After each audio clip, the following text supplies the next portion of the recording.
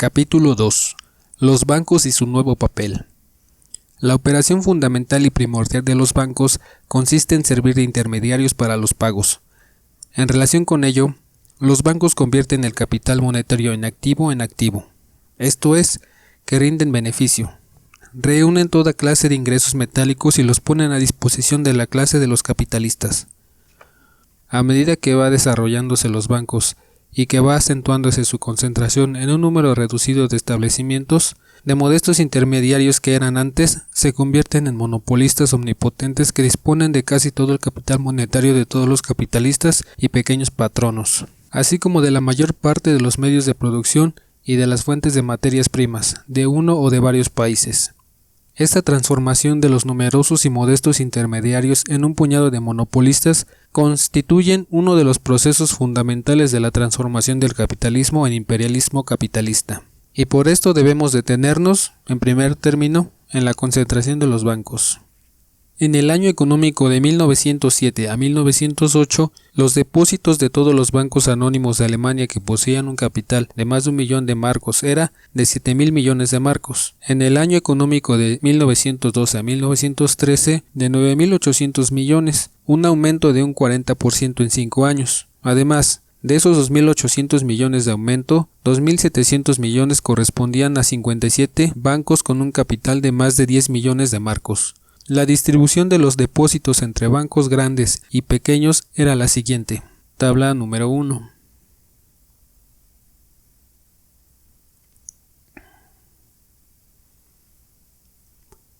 Los pequeños bancos van siendo eliminados por los grandes, de los cuales 9 concentran casi la mitad de todos los depósitos, pero aquí no se tiene todavía mucho en cuenta. Por ejemplo, la transformación de una serie de pequeños bancos en agencias efectivas de los grandes, etc., de los cuales trataremos más adelante. A finales de 1913, Schultz-Gabernis fijaba los depósitos de los 9 grandes bancos berlineses en 5.100 millones de marcos sobre un total de cerca de 10.000 millones. Tomando en consideración no solo los depósitos, sino todo el capital bancario, ese mismo autor escribía: a finales de 1909, los grandes bancos berlineses, junto a los bancos adheridos a ellos, administraban 11.300 millones de marcos. Esto es, cerca del 83% de la suma del capital bancario alemán. El banco alemán, que administra, junto con los bancos adheridos a él, cerca de 3.000 millones de marcos, representa, al lado de la administración prusiana de las líneas férreas del Estado, la aglomeración de capital más considerable, con la particularidad de estar en alto grado descentralizada, del viejo mundo. Hemos subrayado la indicación relativa a los bancos adheridos porque esto se refiere a una de las particularidades más características de la concentración capitalista moderna. Los grandes establecimientos, particularmente los bancos, no solo absorben directamente a los pequeños, sino que los incorpora, los subordina, los incluye en su grupo, en su consorcio, según el término técnico, por medio de la participación en su capital, de la compra o del cambio de acciones, del sistema de crédito, etc. El profesor Lippmann ha consagrado un voluminoso trabajo de 500.000 de páginas a la descripción de las sociedades contemporáneas de participación y financiación, pero, por desgracia, agregando razonamientos técnicos de calidad más que inferior a un material bruto, a menudo mal digerido. El resultado a que conduce este sistema de participación, desde el punto de vista de la concentración, se haya indicado mejor que en ninguna otra parte en la obra del financiamiento, Riesir, sobre los grandes bancos alemanes. Pero antes de examinar sus datos, daremos un ejemplo concreto del sistema de participación. El grupo del banco alemán es uno de los más importantes, por no decir el más importante, de los grupos de grandes bancos. Para darse cuenta de los hilos principales que atan entre sí a los bancos del grupo mencionado, hay que distinguir la participación de primero, segundo y tercer grado, o lo que es lo mismo, la dependencia de los bancos más pequeños con respecto al banco alemán, de primero, segundo y tercer grado. Resulta lo siguiente. Tabla número 2.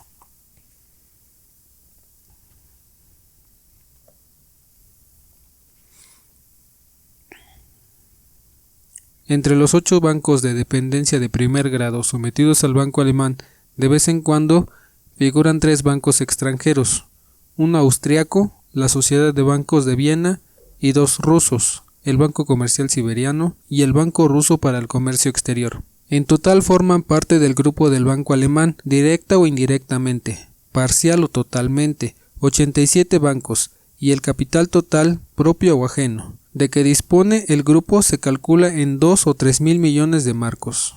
Es evidente que un banco que se halla al frente de un grupo tal y que se pone de acuerdo con media docena de otros, casi tan importantes como él, para operaciones financieras singularmente grandes y lucrativas, tales como, por ejemplo, los empréstitos de Estado, ha superado ya el papel de intermediario y se ha convertido en la alianza de un puñado de monopolistas. Los datos de Riester que damos a continuación, en forma abreviada, muestran la rapidez con que a fines del siglo XIX y principios del siglo XX se ha efectuado la concentración de los negocios bancarios en Alemania. Tabla 3.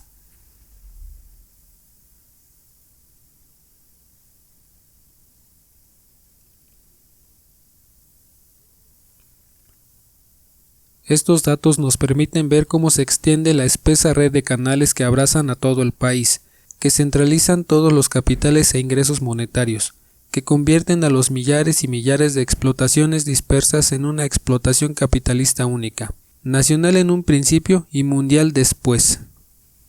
La descentralización de que en el pasaje que hemos reproducido más arriba hablaba Schulz-Gavernitz en nombre de la economía política burguesa de nuestros días, consiste en realidad en la subordinación a un centro único de un número cada día mayor de unidades económicas que antes eran relativamente independientes, o más exactamente, que tenían un carácter estrictamente local. Se trata, pues, en efecto, de la centralización, del reforzamiento del papel, de la importancia y del poder de los gigantes monopolistas.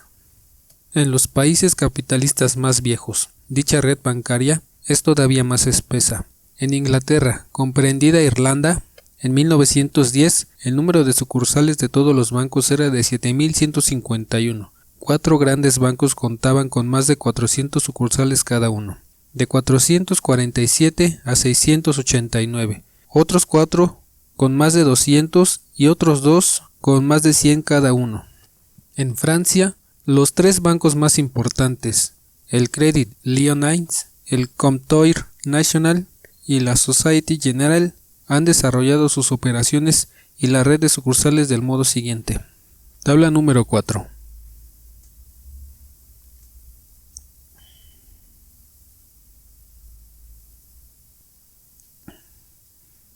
Para caracterizar las relaciones de un gran banco moderno, Riester suministra datos sobre el número de cartas enviadas y recibidas por la Sociedad de Descuento, uno de los bancos más importantes de Alemania y de todo el mundo. Su capital ascendía en 1914 a 300 millones de marcos. Tabla número 5.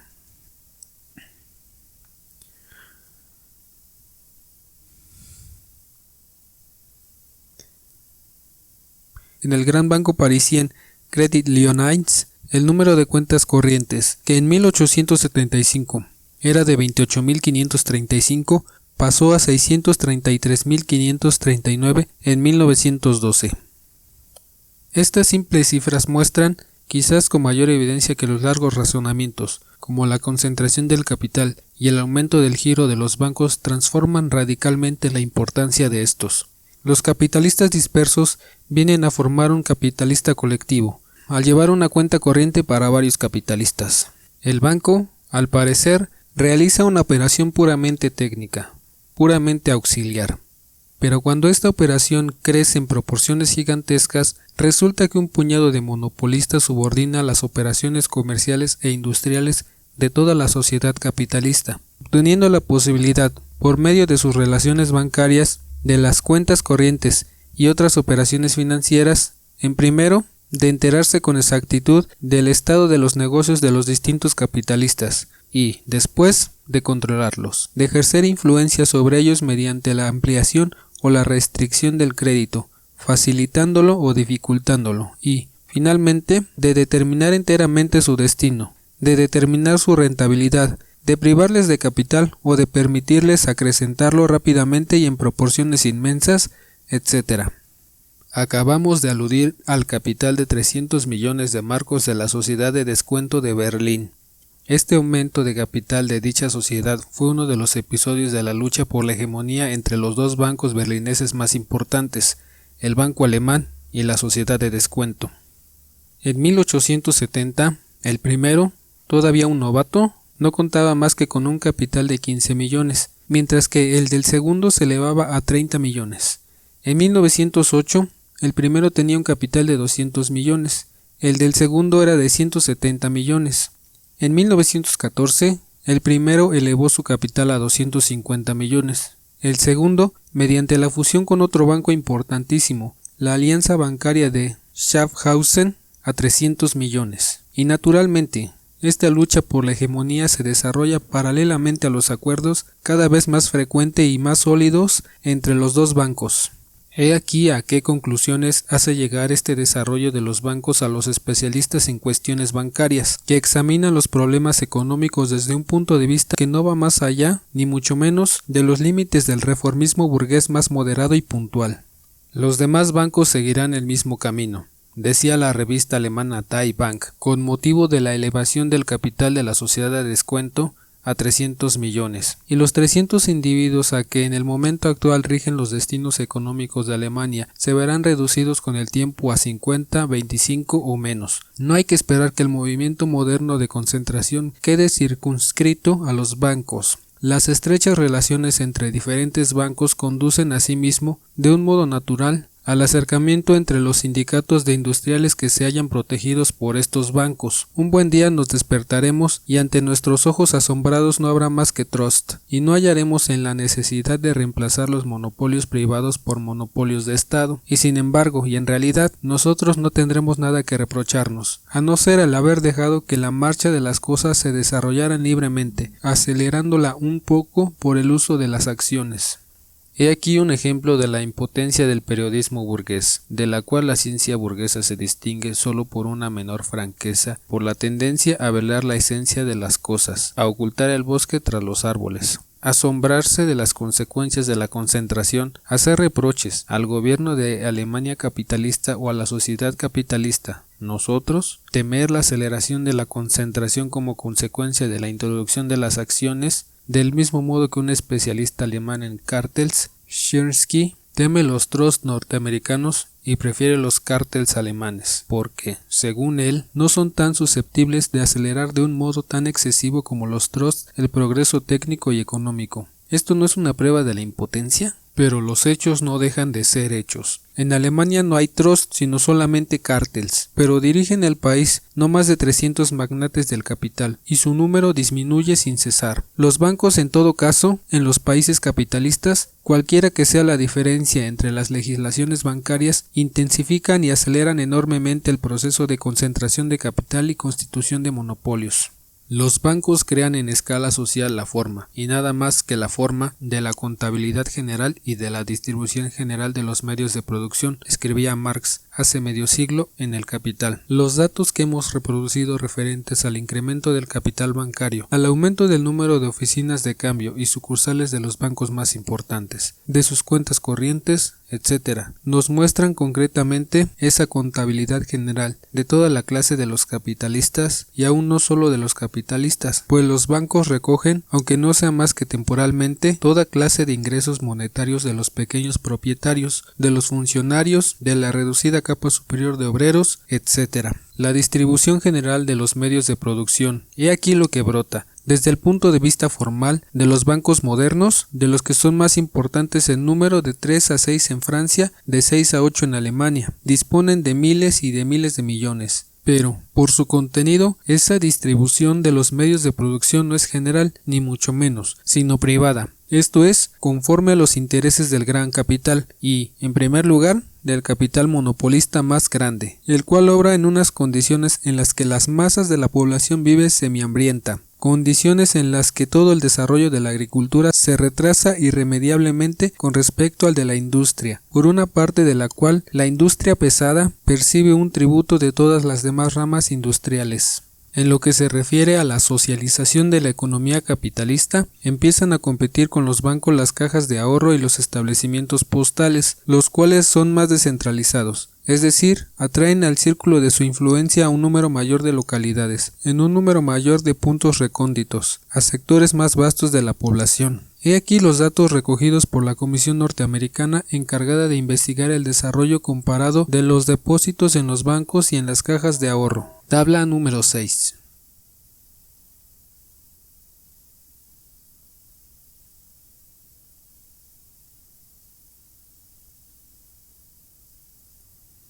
Las cajas de ahorro, que pagan el 4 y el 4/4% de los depositarios, se ven obligadas a buscar la manera de colocar de un modo remunerativo sus capitales, lanzarse a operaciones sobre las letras de cambio, las hipotecas y otras. Las fronteras existentes entre los bancos y las cajas de ahorro van desapareciendo cada vez más. Las cámaras de comercio de Bochum y de Erfurt, por ejemplo, exige que se prohíban a las cajas de ahorro realizar operaciones puramente bancarias, tales como el descuento de letras. Exigen la limitación de la actividad bancaria de los establecimientos postales. Los magnates bancarios temen verse alcanzados por el monopolio del Estado cuando menos lo esperen, pero naturalmente dicho temor no va más allá de los límites de la competencia entre dos jefes de despacho de una misma cancillería, porque de un lado son de hecho, al fin y al cabo, esos mismos magnates del capital bancario de los que disponen de los miles de millones que constituyen el capital de las cajas de ahorro, y, de otro lado, el monopolio del Estado en la sociedad capitalista no es más que un medio de elevar y asegurar los ingresos de los millonarios que están a punto de quebrar en tal o cual rama de la industria. La situación del viejo capitalismo, en el cual reina la libre concurrencia, por el nuevo capitalismo, en el que domina el monopolio, se expresa, entre otras cosas, por la disminución de la importancia de la bolsa. Hace ya tiempo, dice la revista Die Bank, que la bolsa ha dejado de ser el intermediario necesario de la circulación, como lo era antes, cuando los bancos no podían todavía colocar la mayor parte de sus emisiones entre sus clientes. Todo banco es una bolsa. Este aforismo moderno es tanto más justo cuando más grande es el banco, cuanto mayor son los éxitos de la concentración en los negocios bancarios. Si antes, en los años 70, la bolsa con sus excesos de juventud, alusión delicada al crack bolsista de 1873, a los escándalos de Gründer, etc., abrió la época de la industrialización de Alemania. En el momento actual, los bancos y la industria se las puede arreglar de un modo independiente. La dominación de nuestros grandes bancos sobre la bolsa no es otra cosa que la expresión de la organización completa del Estado industrial alemán.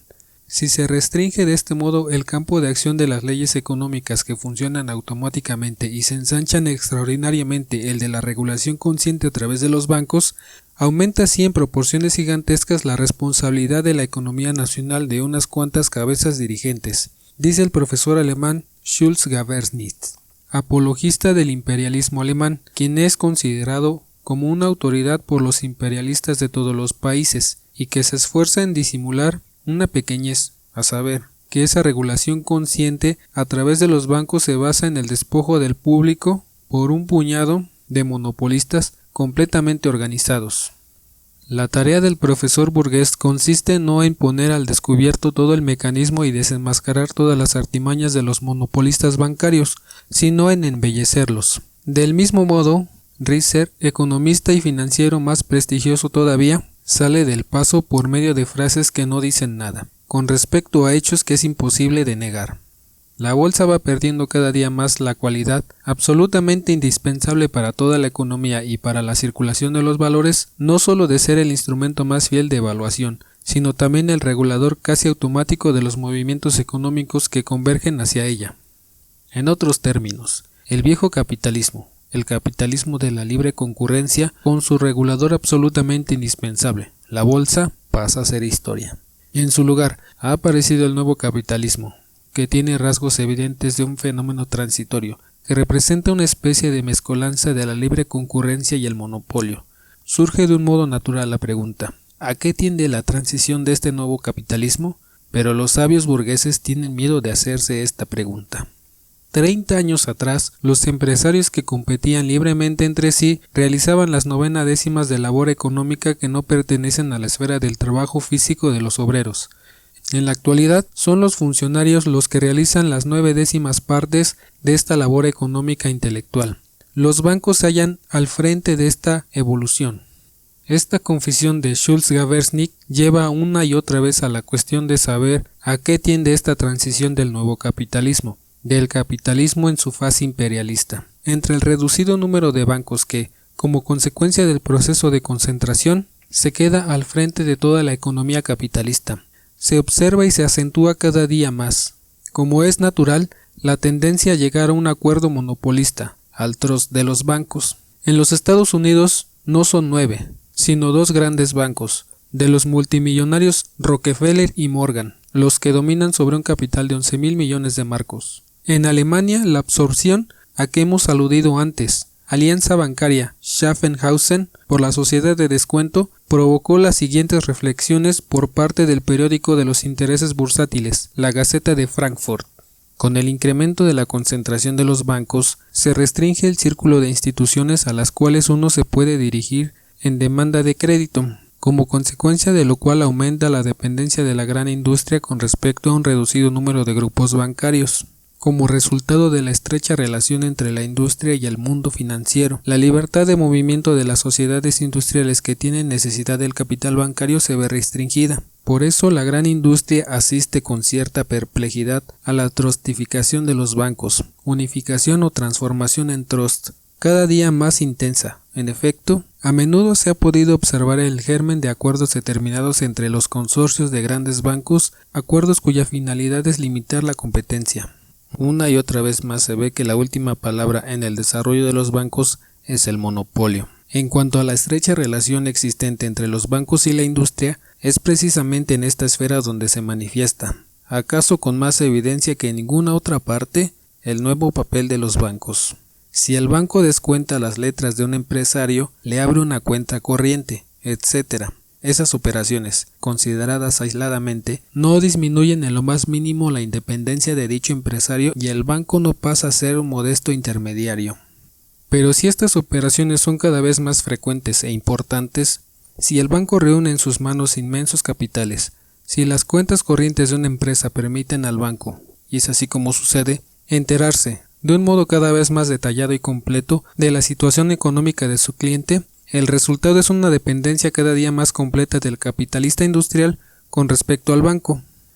Paralelamente se desarrolla, por decirlo así, la unión personal de los bancos con las más grandes empresas industriales y comerciales, la fusión de los unos y de las otras por la posesión de las acciones, la entrada de los directores de los bancos en los consejos de vigilancia o administración de las empresas industriales y comerciales, y viceversa. El economista alemán Heidels ha reunido datos muy detallados sobre esta forma de concentración de los capitales y de las empresas. 6 grandes bancos berlineses estaban representados por sus directores en 344 sociedades industriales y por los miembros de sus consejos de administración en otras 407, o sea, en total 751 sociedades.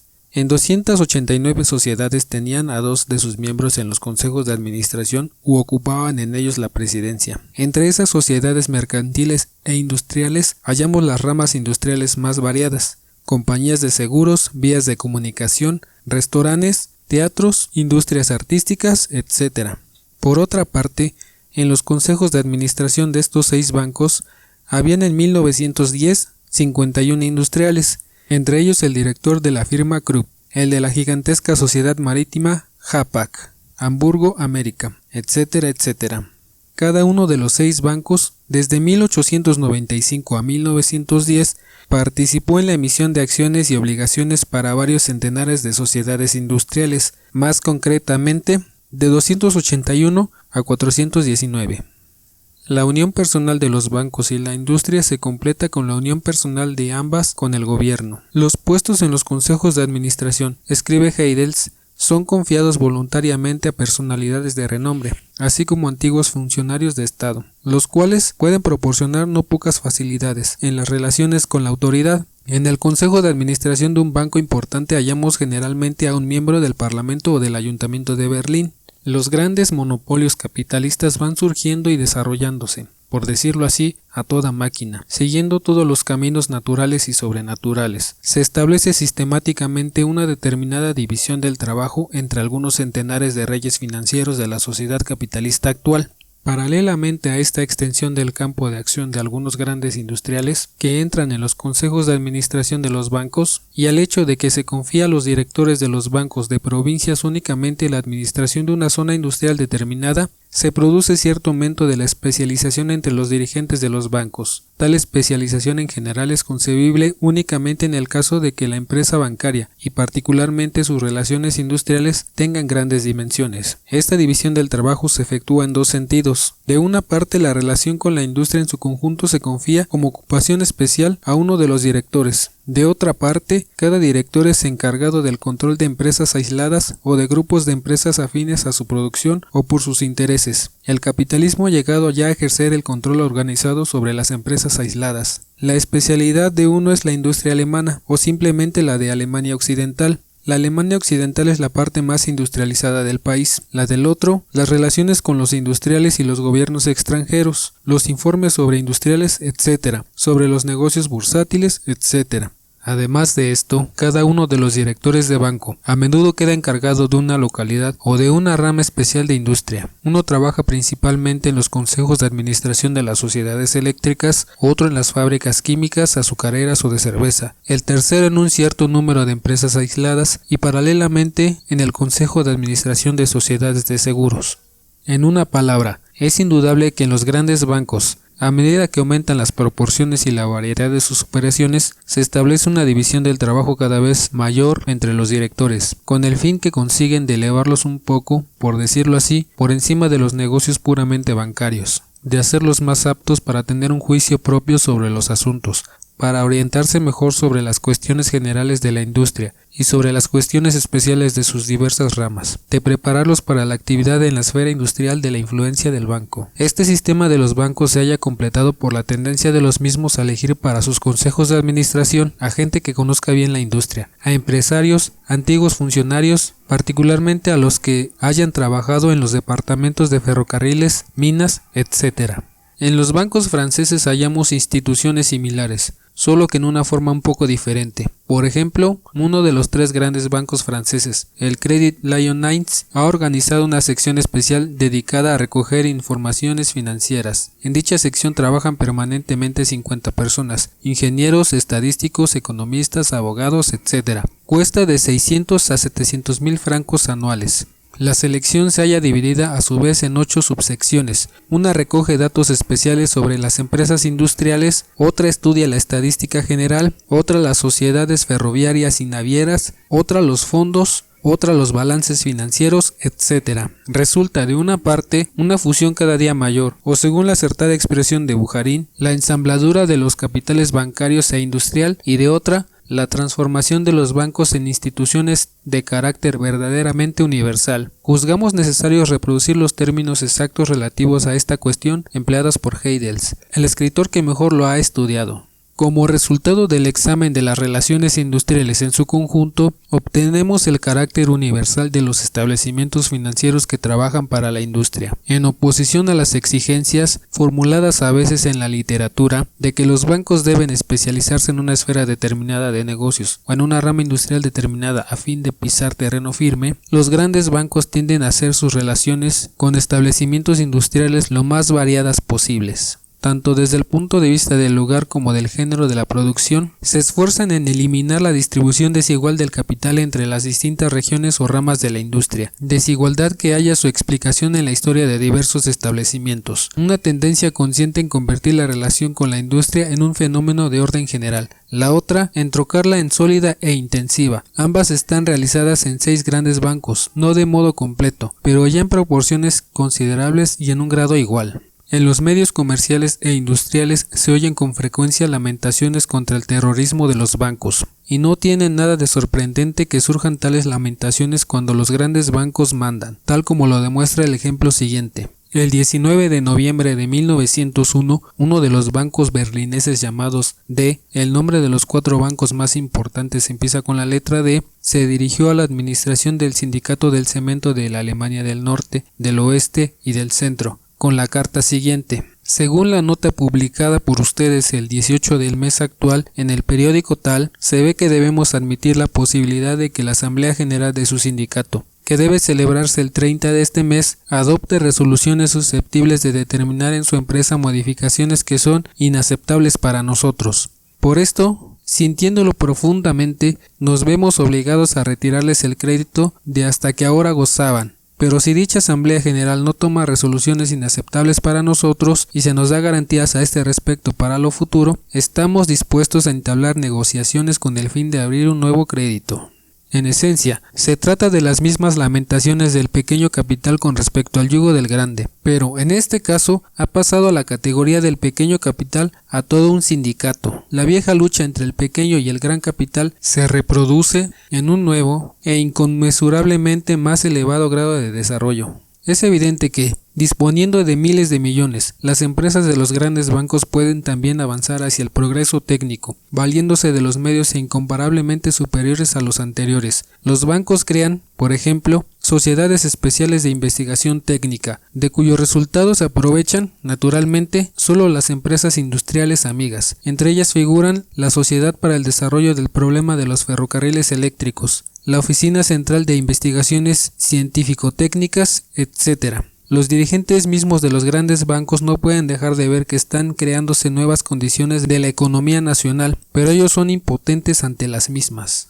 El que haya observado durante años, dice Heidels, el cambio de personas en los cargos de directores y miembros de los consejos de administración de los grandes bancos, no habrá podido dejar de darse cuenta de que el poder pausa paulatinamente a manos de hombres que consideran que el fin necesario y cada vez más vital de los grandes bancos consiste en intervenir activamente en el desenvolvimiento general de la industria, y que entre hombres y los viejos directores de los bancos se producen con este motivo divergencias en el terreno de los negocios, y a menudo en el terreno personal. Se trata en el fondo de saber si no perjudica a los bancos, en su calidad de instituciones de crédito, esa intervención de los mismos en el proceso industrial de la producción, si no se sacrifican los principios firmes y el beneficio seguro a una actividad que no tiene nada de común con el papel de intermediario para la facilitación de créditos y que coloca a los bancos en terreno en el que se hallan todavía más expuestos que antes al dominio ciego de la coyuntura industrial.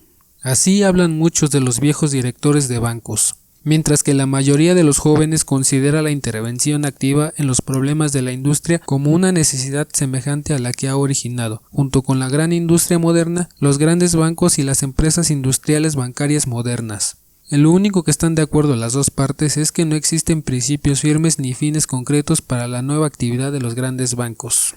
El viejo capitalismo ha caducado. El nuevo constituye una etapa de transición hacia algo distinto. Encontrar principios firmes y concretos para la conciliación del monopolio con la libre concurrencia es naturalmente imposible. Las confesiones de los prácticos tienen un sentido bien distinto de los himnos oficiales a las excelencias del capitalismo organizado, entonado por sus apologistas tales como Schultz, Gaversnik, Liefman y otros teóricos. Heidels nos da una respuesta bastante exacta a las cuestiones importantes de saber a qué periodo se refieren con precisión los comienzos de la nueva actividad de los grandes bancos. Las relaciones entre empresas industriales con su nuevo contenido, sus nuevas formas, sus nuevos órganos, a saber, los grandes bancos organizados de un modo a la vez centralizados y descentralizados, se forman como fenómeno característico de la economía nacional hacia los años del 90, en cierto sentido, puede incluso ser considerado como punto de partida el año de 1897, con sus grandes fusiones de empresas que introdujeron por primera vez la nueva forma de organización descentralizada, por razones de la política industrial de los bancos. Este punto de partida se puede tal vez llevar incluso a un periodo más reciente, pues únicamente la crisis de 1900 aceleró en proporciones gigantescas el proceso de concentración tanto de la industria como de la banca. Consolidó dicho proceso. Convirtió por primera vez las relaciones con la industria en verdadero monopolio de los grandes bancos y dio a dichas relaciones un carácter incomparablemente más estrecho y más intenso. En resumen, el siglo XX señala el punto de viraje del viejo al nuevo capitalismo, de la dominación del capital en general a la dominación del capital financiero.